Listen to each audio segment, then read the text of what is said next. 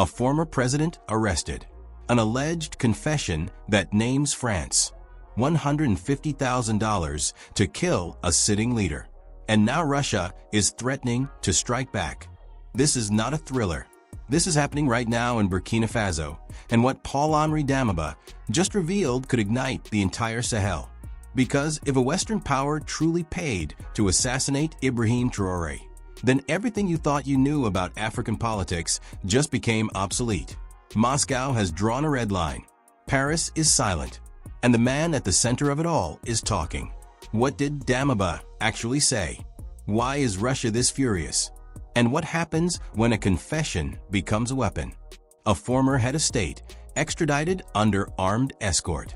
A leaked confession implicating a Western power in an assassination plot. And now, Russia threatening retaliation if it happens again. This is not Cold War paranoia.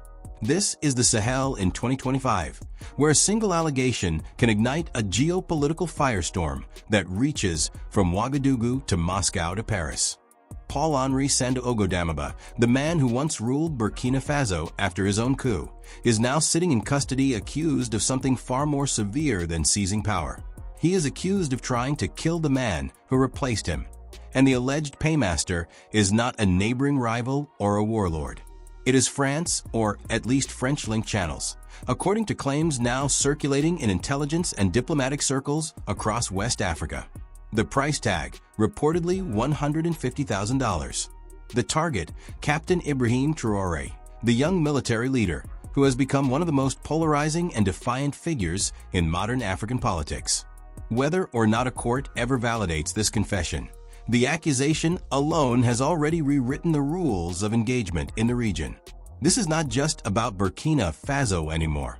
This is about whether the Sahel will tolerate external interference in its internal political struggles, and whether the new generation of military governments will allow former leaders, especially those perceived as Western-aligned, to operate with impunity. Damiba's case has become a proxy for a much larger question. Can France still manipulate the politics of its former colonies through covert means? Or has that era ended with the rise of leaders like Traoré, who have not only expelled French troops, but actively aligned themselves with Russia and dismantled decades of diplomatic protocol? The stakes are no longer theoretical. They are now existential, and Moscow has made that clear. Russia's reaction to the allegations has been swift and unambiguous. According to sources familiar with the diplomatic exchanges, Russian officials have issued what amounts to a red line warning.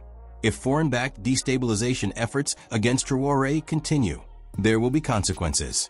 The language used in these communications has been described as unusually direct, a signal that Moscow views the Sahel not as a peripheral theater, but as a core strategic interest. This is not surprising. Russia has spent the last 3 years embedding itself deeply into the security and political infrastructure of Burkina Faso, Mali, and Niger. Wagner Group contractors, now reorganized under different branding but functionally the same force, are present across the region. Russian military advisors are training local forces. Russian media outlets are shaping narratives.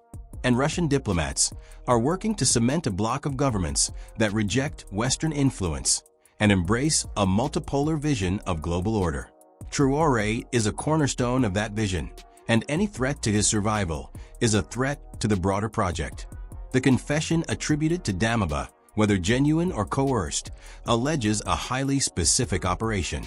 It claims that $150,000 was channeled through French-linked intermediaries, not Nigerian networks, as some earlier rumors suggested, to finance a multifaceted sabotage campaign. The objectives were reportedly threefold. First, recruit dissident soldiers within the Burkinabe military who were dissatisfied with Traoré's leadership or ideologically opposed to his Russian alignment. Second, fund logistical and operational support for an assassination attempt on Traoré himself, likely during a public appearance or while traveling between secure locations. Third, and perhaps most strategically significant, sabotage Burkina Faso's growing drone capabilities, which have become a critical asset in the fight against jihadist insurgents and a symbol of the country's shift away from dependence on Western military technology. The inclusion of drone sabotage in the alleged plot is telling. Burkina Faso has been quietly building up its unmanned aerial vehicle capacity with support from non-Western suppliers, including Turkey and possibly Russia. These drones have been used in counterinsurgency operations and have provided the Burkinabe military with a tactical advantage that French or American intelligence would find difficult to counter without direct intervention. If the goal was not just to kill Traore, but to degrade his government's military effectiveness, then targeting the drone fleet makes operational sense. It would signal to other factions within the military that Traore's administration is vulnerable, that his gamble on Russian support has limits, and that a return to Western-backed governance might still be possible. But that calculation, if it ever existed, has now backfired spectacularly. Damiba himself is a figure whose political trajectory encapsulates the instability and ideological fluidity of the Sahel. He came to power in January 2022 by overthrowing President Marc Christian Traoré, who had lost public support amid worsening security conditions and growing jihadist violence. Damiba promised to restore order, to fight terrorism more effectively, and to rebuild trust between the military and the population. For a brief period, he was seen as a stabilizing force, a pragmatic officer who could navigate the complex pressures of governing a country under siege. But his tenure lasted less than 9 months. In September 2022, Captain Ibrahim Traoré staged his own coup, accusing Damiba of being too close to France, too slow to confront the insurgency, and too willing to accept foreign interference. Traoré's rhetoric was sharper, more populist, and more explicitly anti-Western. He positioned himself as a Pan-Africanist leader who would break the chains of neo-colonialism and chart a new course for Burkina Faso. That message resonated, especially among young people, and it gave him a mandate that Damiba never had. After his ouster, Damiba went into exile. For months, his whereabouts were unclear, though reports placed him in neighboring countries, possibly Togo or Benin, states that still maintain relatively stable relations with France and have not undergone the same radical political shifts as Burkina Faso, Mali, or Niger. His return to Burkina Faso was not voluntary. He was extradited, a process that itself raises questions. Extradition in West Africa is rarely straightforward. It requires political will, legal coordination, and often the backing of regional bodies like ECOWAS, the Economic Community of West African States. But ECOWAS has been fractured in recent years, particularly after the military governments of Burkina Faso, Mali, and Niger formally withdrew from the bloc in early 2024 and formed their own alliance, the Alliance of Sahel States. This new grouping operates outside the traditional regional order and has rejected many of the norms that ECOWAS once enforced, including rules against military coups and undemocratic transfers of power. Damiba's extradition, then, may have involved direct negotiations between Traoré's government and the host country, possibly with Russian diplomatic or intelligence support facilitating the handover. Once in custody, Damiba reportedly began talking. Whether this was a strategic decision, the result of interrogation pressure, or a genuine attempt to cooperate is impossible to determine from available information. What is clear is that the contents of his alleged confession have been weaponized. They have been leaked to regional media, circulated among diplomatic channels, and presented as evidence of a broader foreign conspiracy. The narrative being constructed by Traoré's government is not subtle. It portrays Burkina Faso as a besieged state, surrounded by hostile external actors who will stop at nothing to reverse the political changes of the last 2 years. France, in this narrative, is the primary antagonist, a former colonial power desperate to restore its influence through any means necessary, including assassination. Russia, by contrast, is cast as the protector, the only major power willing to stand with Burkina Faso against neo-colonial aggression. France has not been formally charged with any crime, and no court has verified the confession. Paris has consistently denied involvement in destabilization efforts in the Sahel, though its relationship with the region has deteriorated sharply since the wave of coups began in 2020. French military forces have been expelled from Mali, Burkina Faso, and Niger. French diplomats have been declared persona non grata. French companies have seen their contracts canceled or renegotiated under less favorable terms. And French cultural institutions, once symbols of soft power across West Africa, have been met with protests and boycotts. The accusations against France in the Damiba case fit into a broader pattern of distrust and hostility, but they also reflect a strategic information campaign designed to delegitimize any remaining French presence or influence in the region. The geopolitical implications of this case extend far beyond Burkina Faso's borders. The Sahel is now the front line of a contest between two competing visions of global order.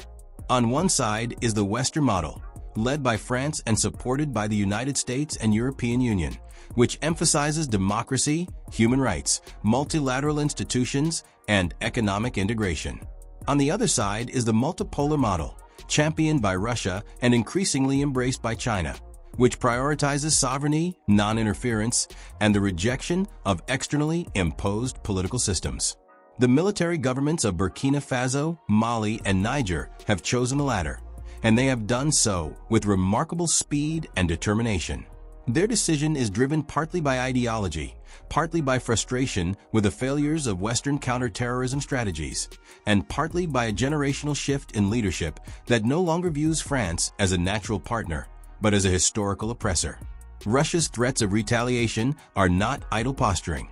Moscow has demonstrated in other theaters, from Syria to Libya to the Central African Republic, that it is willing to use military force, private contractors, and covert operations to protect its interests.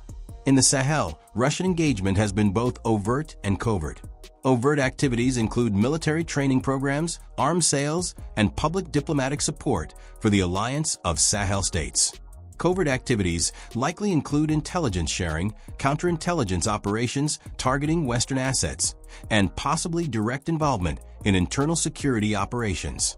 If Moscow believes that Traore's government is genuinely under threat from foreign-backed plots, it has both the motive and the capability to respond. That response could take many forms. It could involve increased military support, the deployment of additional contractors, cyber operations targeting French or ECOWAS infrastructure, or even disinformation campaigns designed to further isolate France diplomatically. For Traore, the Damiba confession, real or fabricated, is a political gift. It allows him to consolidate power by portraying himself as a leader who has survived not just domestic opposition, but an international assassination plot. It justifies increased security measures, purges within the military, and restrictions on civil liberties in the name of national defense. It also strengthens his alliance with Russia, as Moscow can now point to the alleged French conspiracy as validation of its warnings about Western interference. Traore's popularity, particularly among young Burkinabe, is tied to his willingness to confront external powers and reject the old political order. The more he can frame his rule as a struggle against foreign enemies, the more he can mobilize nationalist sentiment and deflect criticism of his government's shortcomings, including its ongoing failure to defeat the jihadist insurgency that continues to destabilize large parts of the country. But there are risks. If the allegations against France are proven false, or if the confession is exposed as coerced or fabricated, Traore's credibility could suffer. International legal norms, however weakened, still matter in certain contexts, and a government that relies too heavily on unverified claims can find itself diplomatically isolated. More importantly, the escalation of rhetoric between Russia and France over the Sahel increases the risk of miscalculation. Neither Moscow nor Paris wants a direct confrontation, but proxy conflicts have a way of spiraling beyond their original parameters. If French intelligence believes that Russian contractors or advisors are actively working to undermine French interests in the region, they may respond with their own covert operations. If those operations target Russian personnel or assets, Moscow may escalate further. The Sahel could become not just a political battleground, but a kinetic one, with consequences that reverberate across West Africa and beyond.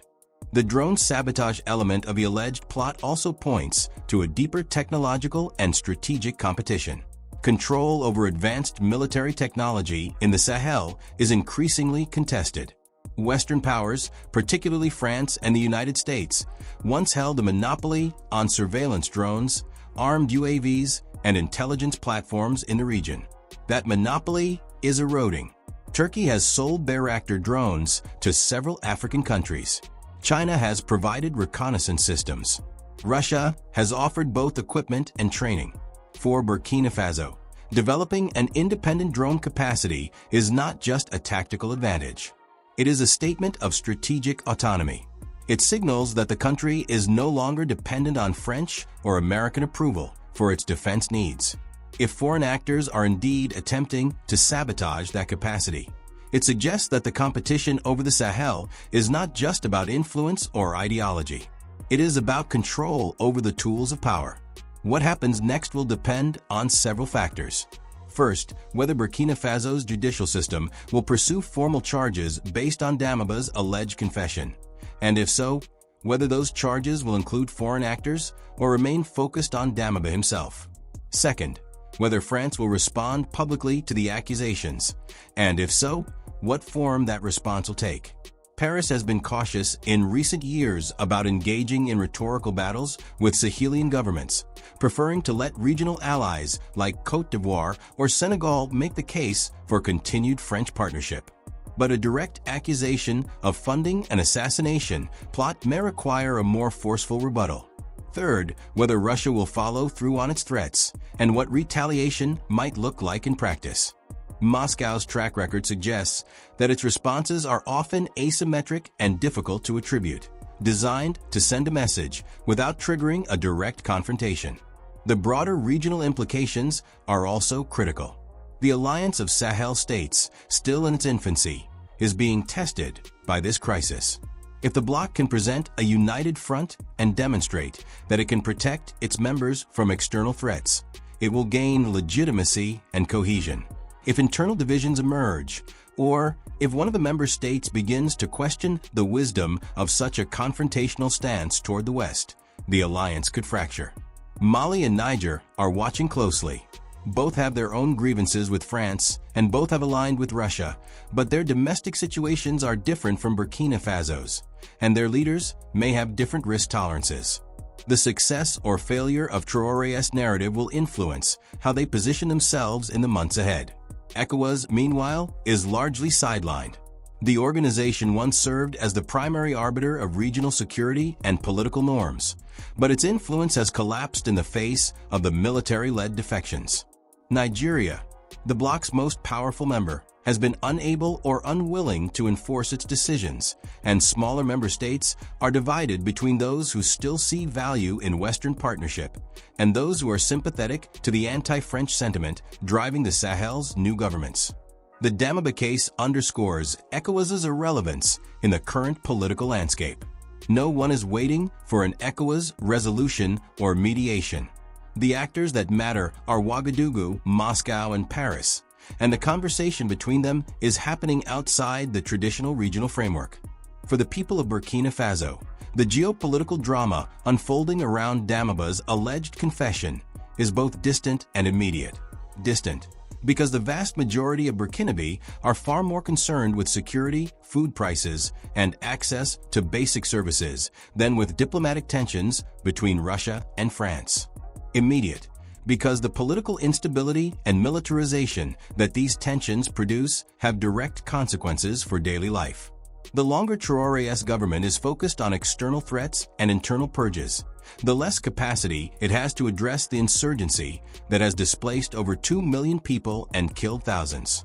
The longer the Sahel remains a battleground for great power competition, the harder it becomes to build the institutions, infrastructure, and governance systems that could actually deliver peace and prosperity. This is where the stakes become clear. The Damiba case is not an isolated incident. It is a symptom of a region in profound transition, where old alliances are breaking down, new ones are forming, and the rules of engagement are being rewritten in real time. The Sahel is no longer a passive theater where external powers can maneuver at will. It is an active participant, asserting its own agency, making its own choices, and accepting the risks that come with those choices. Whether those choices will lead to greater stability or deeper chaos remains an open question, But the trajectory is undeniable. The era of Western dominance in West Africa is over. What replaces it is still being decided, and the Damiba confession, whether true or false, is one more data point in that larger historical shift. Russia's involvement adds another layer of complexity. Moscow is not a traditional imperial power in Africa. It does not have the colonial history that France does, nor the economic footprint that China has built over the past 2 decades. But it has found a niche. It offers military support without the political conditionality that Western partners demand.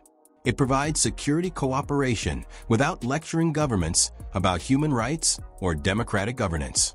And it amplifies narratives of sovereignty and resistance that resonate deeply in a region still grappling with a legacy of colonialism. For leaders like Traore, Russia is not just an ally. It is a strategic enabler, a partner that allows them to pursue their agendas without the constraints that Western engagement would impose. That partnership, however, comes with its own risks. Russian support is transactional, and Moscow has shown in other regions that it will withdraw or pivot when its interests change. The Sahel's military governments are betting that Russia's commitment is durable, but history suggests that such bets are not always wise. France, for its part, is trapped in a difficult position. It cannot afford to completely abandon the Sahel, both for strategic reasons and because of domestic political pressure from constituencies that still see West Africa as within France's sphere of influence. But it also cannot continue with the old playbook of military intervention, economic leverage, and diplomatic dominance. That approach has been rejected, often violently, and trying to reassert it would only deepen the hostility. Paris is searching for a new strategy, one that acknowledges the changed realities on the ground while still protecting French interests. That strategy has not yet emerged, and in the meantime, France is losing ground to Russia, losing credibility with regional populations, and losing the narrative war. The question of what comes next is not just a geopolitical one. It is also a moral and political one. The Sahel is one of the poorest regions on Earth, and its people deserve governments that prioritize their welfare over great power competition. They deserve security forces that protect them from jihadist violence, not regimes that use security as a pretext for repression. They deserve leaders who are accountable, institutions that function, and economies that create opportunity. Whether the current wave of military governments can deliver on those promises is deeply uncertain. What is certain is that the external actors circling the region, whether Western or Russian, are primarily motivated by their own interests, not by a genuine commitment to the Sahel's development. The Damiba case is a reminder of that reality. It is a story about power, not justice, about influence, not governance, about who controls the narrative, not who tells the truth. And so Burkina Faso stands at a crossroads. Traore's government, emboldened by the alleged confession and backed by Russian warnings, is consolidating its position as a leader of the new Sahelian order. Damiba, whether guilty or not, has become a symbol of the old order, a figure whose downfall serves as a warning to others who might challenge the new dispensation. France, accused but not charged, is watching its influence evaporate in real time. Russia, assertive and strategic, is positioning itself as the indispensable partner for governments that reject Western hegemony. And the people of Burkina Faso, caught in the middle, are left to navigate a political landscape that grows more volatile with each passing week. The confession, the threats, the accusations, they are all part of a larger story, one that is still being written, and one whose ending remains deeply uncertain. What is certain is that the Sahel has entered a dangerous phase, where intelligence leaks and geopolitical brinkmanship are reshaping the region faster than diplomacy or institutions can manage. Whether that reshaping leads to a more just and stable order, or to deeper conflict and fragmentation, will depend on choices made not in Paris or Moscow, but in Ouagadougou, Bamako, and Niamey, by leaders who understand that their decisions today will define the region for decades to come.